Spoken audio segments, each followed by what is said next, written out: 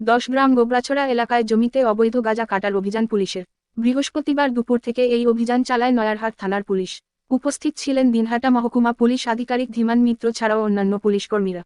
জানা গেছে, গোপন সূত্রের খবরের ভিত্তিতে এদিন গোবরাছড়া নয়ারহাট গ্রাম পঞ্চায়েতের 10 গ্রাম গোবরাছড়া এলাকায় জমির অবৈধ গাঁজা কাটা অভিযান চালায় পুলিশ।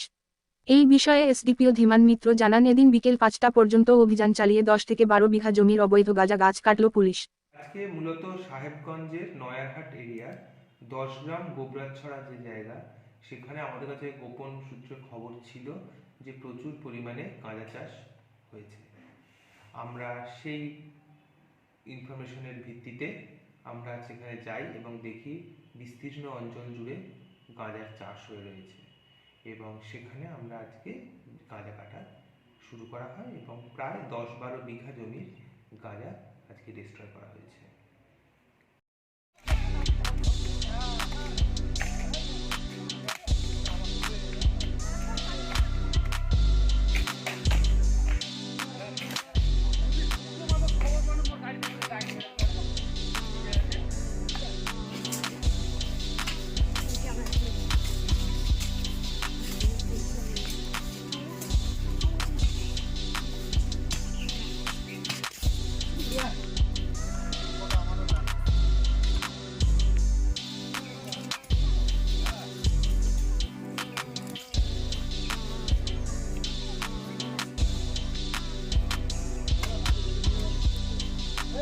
তুমি ওদিকে থাকো, আমি এদিকে।